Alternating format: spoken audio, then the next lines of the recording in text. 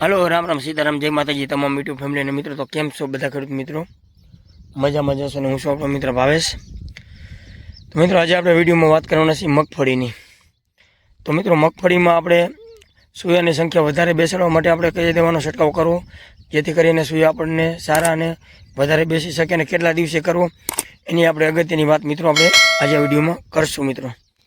तो फाइनली आपणे आ मगफળી आज आपणे कम्प्लीट जे 39 દિવસની થઈ ગઈ છે અને મિત્રો નોર્મલ હાઈટ હોય તો આપણે કયો છંટકાવ કરવો અને વધારે હાઈટ હોય એનો પણ આપણે વિડીયો બનાવેલો છે। તો આપણે નોર્મલ હાઈટ હોય ત્યારે આપણે કયો છંટકાવ કરવો એની વાત કરશું। તો બાયર કંપનીનું ઇગ્નિટસ મિત્રો જે પ્રતિ પંપે 8 થી 10 ml નાખી અને સરસ મજાનો આપણે છંટકાવ કરી શકીએ છીએ જે બાયર કંપનીનું ઇગ્નિટસ।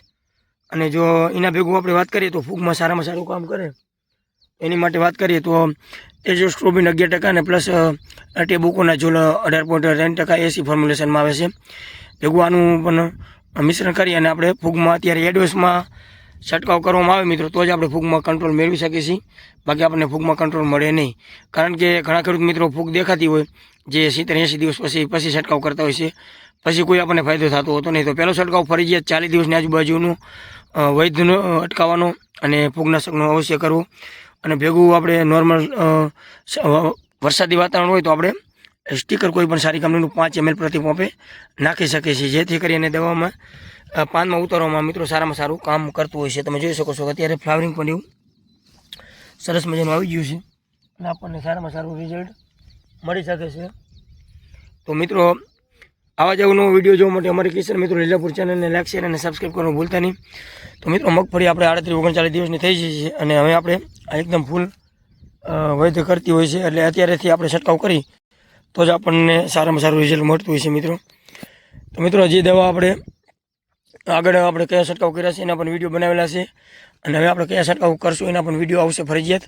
અને જે આપણે આપણી ટ્રીટમેન્ટ કરતા હોય એ જ આપણે વિડીયો બનાવતા હોઈએ છીએ મિત્રો ખાસ કરીને। તો આવા જ નવો વિડીયો જોવા માટે અમારી કિસાન મિત્રો લીલાપુર ચેનલને લાઈક શેર અને સબસ્ક્રાઈબ કરવાનું ભૂલતા નહીં મિત્રો। તો મિત્રો જે ટ્રીટમેન્ટ આપણે કરતા હોય એના જ વિડીયો ફરજિયાત બનાવતા હોય છે મિત્રો। તો અત્યારે આવા વાતાવરણમાં મગફળી ખાસ કરીને જો તમે જનરલી વિચારવા જાઓ તો આવું ઠંડુ વાતાવરણ હોય અને નોર્મલ જે મીડિયમ વરસાદ આવતો હોય છે જે આપણે મીડિયમ વરસાદ આવે એટલે મગફળી હંમેશા આપણે વિકાસ વધારે કરતી હોય છે। જે એક આમટો વરસાદ આવે તો એમાં ઓછો વિકાસ કરે, બાકી આમાં તો મગફળીની હાઈટ જોઈ શકો છો અત્યારે છેલ્લા 3 થી 4 દિવસમાં મગફળીની હાઈટ જે પારાથી નીચે હતી એથી અત્યારે પારાથી બહાર નીકળી જઈ છે ખાલી 3 થી 4 દિવસમાં જ મિત્રો।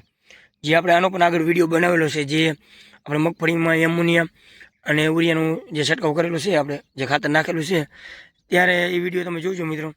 તો એ વિડીયોમાં કાયદેસર મગફળી 7 થી 8 દિવસ પહેલાં પારાથી પણ નીચે હતી અને અત્યારે આવી હાઈટ કરી છે। તો એ વિડીયો જોવા માટે આ વિડીયો પૂરો થશે એટલે બાજુની સ્ક્રીનમાં વિડીયો તમને જોવા મળશે મિત્રો। તો આ રીતનું મિત્રો અત્યારથી તમે હાઈટ રોકો તો ભલે, બાકી નકર મગફળીની હાઈટ વધારે થઈ જતી હોય છે અને પછી ઉત્પાદન આપણે ઘટતું હોય છે। અને ખાસ કરીને મિત્રો જો તમે વધારે હાઈટને માનતા હોય તો વધારે હાઈટ થઈને મગફળી જ્યારે આપણે મોટી થાય એટલે નમી જાય એમ જે જમીનને અડવા માંડે મિત્રો એટલે ફૂગનો એટેક વધારે થતો હોય છે। એટલે ખાસ આ ધ્યાન રાખવી મગફળીને અત્યારે હાઈટ ન થવા દેવી જેથી કરીને જે નમી જાય એટલે આપણને ફૂગનું પ્રમાણ વધતું હોય છે। એટલે અત્યારે ખાસ મિત્રો આમાં આપણને મગફળી કલરમાં આવતી હોય છે અને જે વૈદ્યકોને દવા મારવા લઈને હુયામાં પણ આપણને સારો ફાયદો થતો હશે। તો બસ આજે વિડીયોમાં એટલું જ।